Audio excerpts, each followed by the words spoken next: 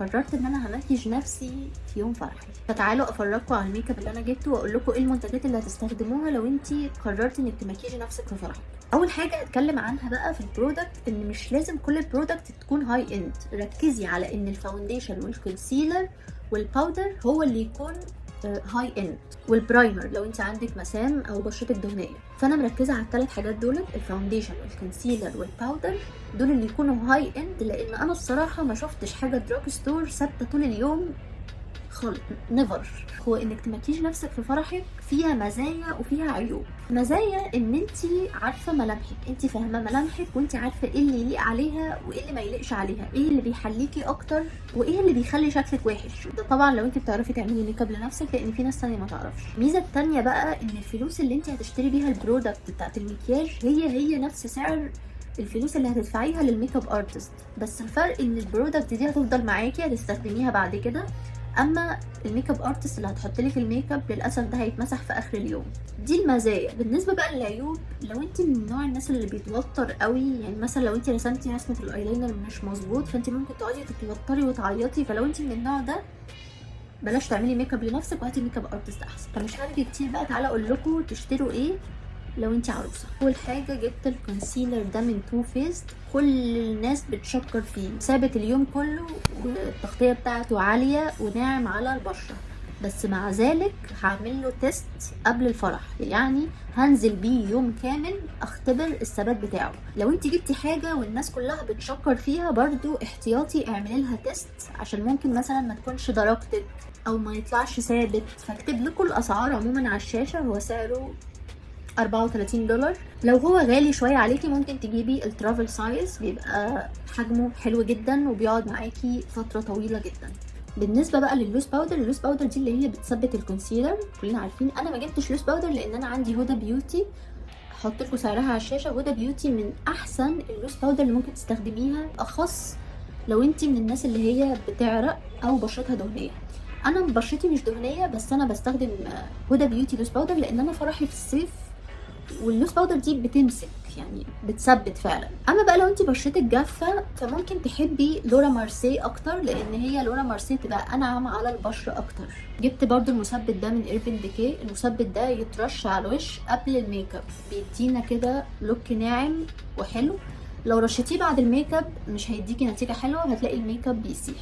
لو عايزه حاجه دراج ستور رخيصه شويه على قد الايد، ممكن تشتري المثبت ده من محمود سعيد، ده سعودي باين، بس ده يترش بعد الميك اب. يستحسن حد يرشلك من بعيد لان هو بينشف الميك اب. انتوا عارفين ان انا بحب الجليتر لان هو ترندي الايام دي، وبصراحه انا بقيت اوبسيست بيه. فجبت الجليتر ده من بيوتي سبوت، دي براند مصريه عادي، والباكت الواحده ب 60 جنيه. انا جبت اللون الابيض لان انا عايزه اعمل سبوت لايت كده هنا باللون الابيض، هيطلع حلو في الكاميرا.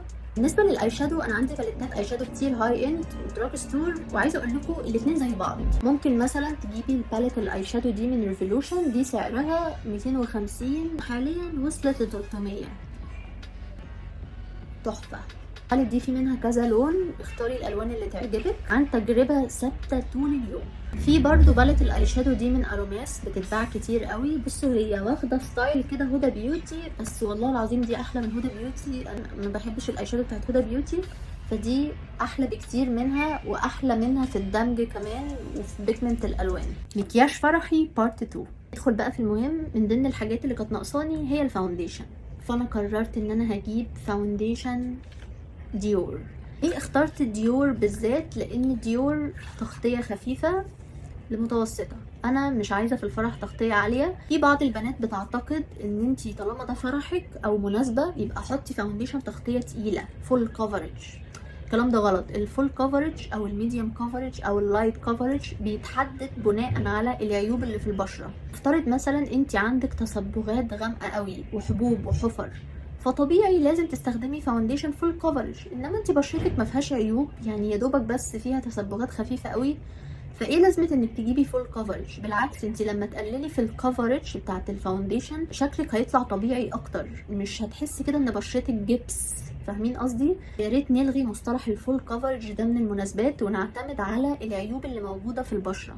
ومع ذلك زي ما قلت لكم هعمل له تيست كده بتاع مرتين 3، يعني انزل بيه مرتين 3 عشان اشوف اختبر ثباته، الدرجه بتاعته مظبوطه. فما ينفعش كده تجيبي حاجه وتركنيها لفرحك، لازم تعملي لها تيست. افرض مثلا الفاونديشن ده توزيعه بالبلندر احسن من الفرشه، في فاونديشنز كده بيكون توزيعها بالفرشه بشع، بس لما تيجي توزعيها بالبلندر بتبقى فينش تحفه. جبت التستر فاونديشن ده من جود ابل، ده بقى فول كفرج ومناسب للبشره الجافه والعاديه، وممكن تعملي له ميكس مع ديور فاونديشن فهيدينا تغطيه تحفه. بس خدي بالك مش اي فاونديشنز تتخلط ببعضها، لازم تتاكدي ان الاتنين دولت قاعدتهم مائيه او قاعدتهم سيليكونيه. ما ينفعش فاونديشن قاعدته مائيه ووتري يتخلط بفاونديشن قاعدته سيليكونيه، سيليكون هيقطع على البشره. طب اعرف منين ان اللي معايا ده قاعدته مائيه او سيليكون؟ ببساطه جوجل موجود، ممكن تكتبي في السيرش كده هل الفاونديشن ده قاعدته مائيه ولا سيليكون بس وانتهى، يعني الموضوع مش صعب خالص. في الجزء الاول من مشتريات الميك اب انا اتكلمت عن الكونسيلر واللوز باودر، فانا خلاص مش هتكلم عنهم. ناقصني بقى البرايمر. انا مش من هواة البرايمر لان انا بشرتي مش دهنيه وفي نفس الوقت مسامي مش واسعه، يعني بصراحه ما لقيتش غير مارك جيكوب، بس جبت الترافل سايز يعني طلع في الحجم ده. بصوا ما حدش يتغر بالشكل الصغنن ده لان هو 5 مللي، انت بصي لكام مللي ما تبصيش للحجم. 5 مللي ده يقعد معاكي برضو فتره طويله. فعايزه اقول لك برضو ان البرايمر ده يعني ما بيتحطش على البشره كلها، هو يتحط بس في المناطق الجافه، يتحط في المناطق اللي الميك اب فيها بيسيح. غير كمان ان هو برايمر علاجي، يعني هو مش تجميلي بس. فانا بحب الصراحه البراندات اللي هي بتكون صارفه على المنتجات بتاعتها. تالت حاجة بقى كان ناقصني الكومباكت باودر اللي هي بتثبت الفاونديشن. انا كنت عايزة شارلوت تيلبري لان كل الناس بتشكر فيها وبتدي فينش طبيعي، فانا كنت محتارة ما بين درجة 1 و2، يعني درجة 1 دي فاتحة قوي ودرجة 2 ميديم شوية، فانا قلت هطلب درجة 2 ترافل سايز، فوصل لي الحجم ده.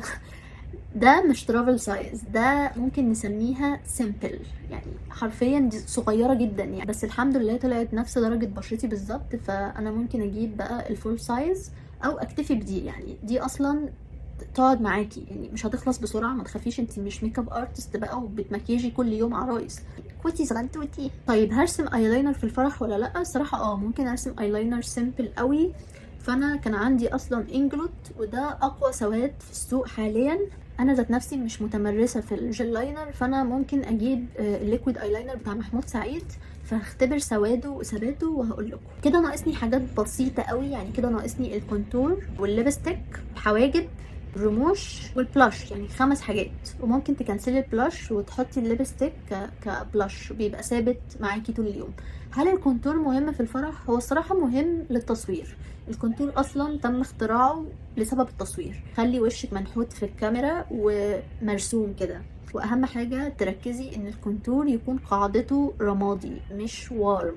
وارم ده اللي هو بيكون اصلا برونزاج، يعني انت مش عايزه تطلعي في الفرح برونزيه، يعني انت عايزه تطلعي وشك منحوت. بس بستنوا الجزء التالت.